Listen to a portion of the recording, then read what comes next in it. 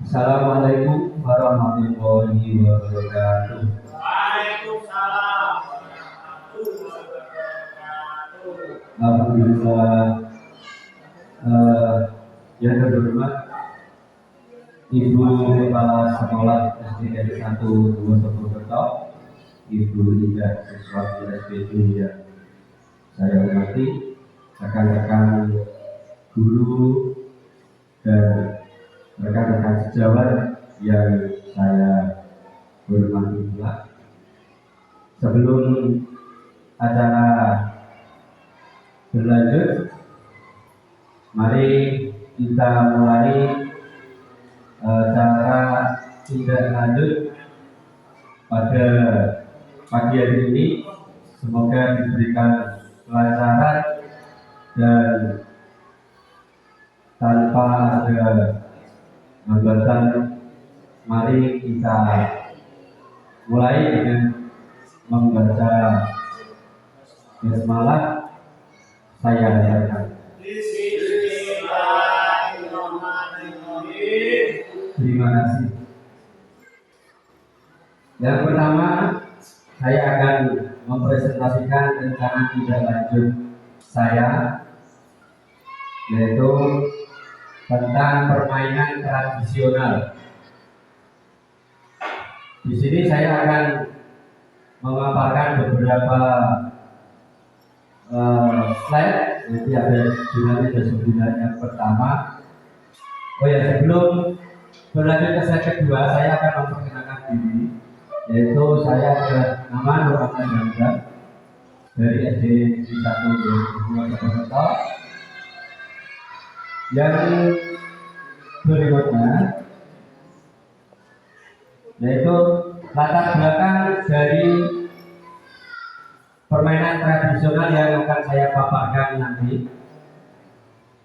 Peserta didik kita saat ini masuk sebagai generasi Z yang menerima arus informasi secara cepat melalui media internet.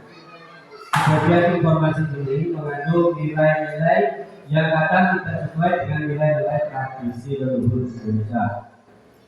Bila mereka terpapar, dikhawatirkan nilai-nilai tradisi asing akan menghilangkan atau mengganti nilai-nilai tradisi lokal yang luhur.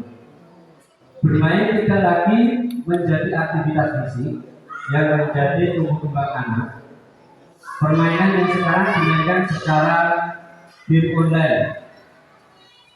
Penjas merupakan bagian integral dari pendidikan secara keseluruhan yang memiliki peranan dalam membina pertumbuhan fisik, pengembangan psikis, serta keterampilan motorik, pengetahuan, dan penghayatan nilai-nilai pembentukan pola hidup yang sehat. Permainan tradisional dalam pembelajaran cerdas dapat membantu anak dalam bersosialisasi. Anak saling bersosialisasi dengan temannya. Selain itu, bermain sangat diperlukan untuk perkembangan gerak dan kebugaran. Slide yang ketiga yaitu tujuan program. Yang pertama, menumbuhkan rasa menghormati terhadap keanekaragaman budaya. Yang kedua, melestarikan permainan tradisional. Yang ketiga, membuat kegiatan aktivitas fisik untuk meningkatkan kebugaran. Berikutnya, terbiasa bekerjasama dengan rekan sejawat atau kelompok untuk memecahkan masalah. Capaian yang diharapkan, yang pertama, melalui pengenalan aktivitas untuk membantu murid dapat terlibat aktif. Kemudian eksplorasi, aktivitas murid mencari informasi terkait topik. Kemudian proyek, aktivitas murid merancang dan membuat produk sebagai hasil belajar. Berikutnya struktur program mitra. Yang pertama, program yang dibuat merupakan kokurikuler yang menjadi upaya untuk mendalami dan menghayati materi pelajaran yang didapat melalui kegiatan permainan tradisional Bubeng Sodor. Kemudian berikutnya, murid yang terlibat adalah murid anak kelas 3 dan 4, baik laki-laki maupun perempuan. Penanggung jawab adalah kepala sekolah. KBS atau komunitas belajar di sekolah yang menjadi fasilitator adalah komunitas belajar bangun jiwa raga yang terdiri dari beberapa guru kelas dan guru mapel. Kemudian mitra dengan wali kelas sebagai koordinator dengan masing-masing kelas kepanitiaan, peserta dan pihak lain yang berasal dari murid. Kapasitas yang dimiliki: 1. Kepala sekolah memiliki kepala sekolah, guru, dan tenaga kependidikan yang profesional sesuai dengan kualifikasi akademiknya. 2. Murid yang berjumlah 126. Masing-masing kelas akan mengirimkan perwakilan sesuai minat dan bakatnya untuk menjadi panitia, peserta, wasit, ofisial, dan penonton. 3. Sekolah memiliki lapangan olahraga yang cukup luas. Bisa dibagi menjadi 2 lapangan Bubeng Sodor. Sekolah memiliki jaringan internet yang baik. Rencana evaluasi. Evaluasi secara menyeluruh dilaksanakan setelah pelaksanaan selesai. Apa yang sudah baik dan apa yang harus ditingkatkan melihat dari umpan balik murid. Bisa berupa kuesioner atau wawancara. Mendokumentasikan proses kegiatan main murid berupa video dan foto. Mencatat hasil pengamatan tentang kebiasaan bekerjasama dalam tim. Untuk mengukur tingkat kebugaran jasmani bisa menggunakan TKJI atau tes kesegaran jasmani Indonesia.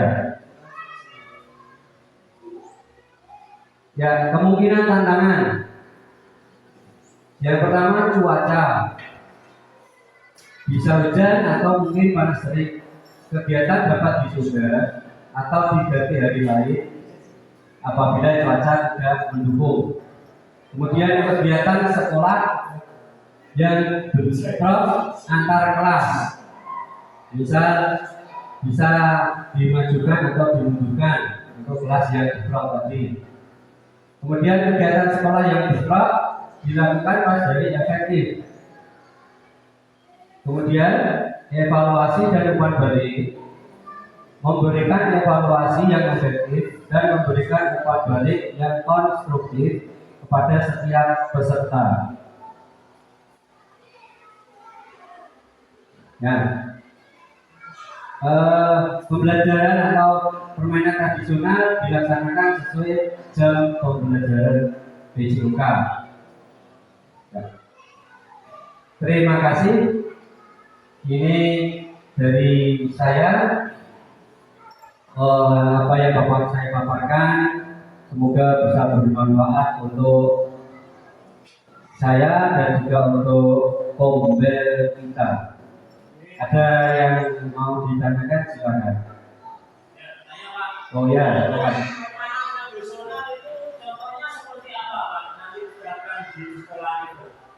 Oh ya, terima kasih. Permainan yang nanti rencana akan saya pakai yaitu yang akan saya terapkan di sekolah. Tadi sudah saya jelaskan di depan, itu Bubeng Sodor. Kemudian mungkin kalau Bubeng Sodor sudah selesai bisa diganti dengan apa itu tarik tambang atau mungkin engklek dan sebagainya. Pasti itu. Yang lain? Ya, apakah dalam satu kegiatan bisa dilakukan berbagai macam aktivitas secara bersama-sama? ya. Maaf lagi. Apakah dalam satu kegiatan tersebut bisa dilakukan kegiatan tarian permainan tradisional secara bersama-sama atau hanya sehari ini fokus ke permainan ini, hari ini permainan ini atau bagaimana? Itu sesuai keadaan atau kondisi cuaca. Kalau menurut saya, apabila cuaca mendukung, terus waktu masih memungkinkan, bisa memainkan 2 permainan tradisional. Kalau tidak memungkinkan, mungkin waktunya sudah habis ya. Jadi 1 permainan untuk 1 pembelajaran. Ya, terima kasih.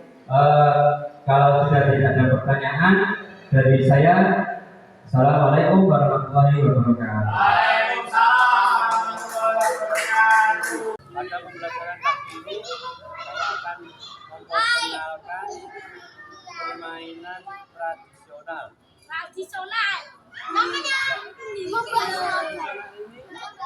Namanya adalah gobak sodor. Yaitu permainan menghadang lawan untuk satu area yang akan kalian hadang. Permainan gobak sodor dibutuhkan kerjasama tim. Ya,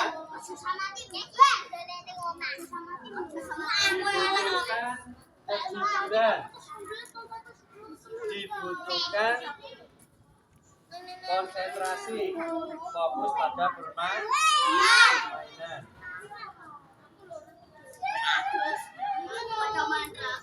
Kemudian gobak sodor ini dibagi menjadi setiap kelompok atau tim dibagi menjadi 2 tim. Satu tim berisi 5 orang atau 5 anak. Permainan gobak sodor dibagi menjadi 2 tim. Satu tim terdiri 5 anak atau 7 anak. Ya. Nah, 5 sebagai pemain inti, 2 sebagai cadangan. Ya, kalau nanti ada temannya yang cedera atau capek, kita diganti, nggak kuat. Ya. Yuk, coba saya tanya. Satu tim ada dalam permainan gobak sodor ada berapa anak? Satu tim berapa? 5 sampai 7. Ya, yang inti berapa? 5. Yang cadangan? 2. Nah, nanti setelah permainan dimulai, anak-anak dibutuhkan kerjasama apa? Tim. Terus apa lagi? Fokusan. Fokus atau konsen? Kasih. Terus apa lagi? Baju dan atau pen? Plastik.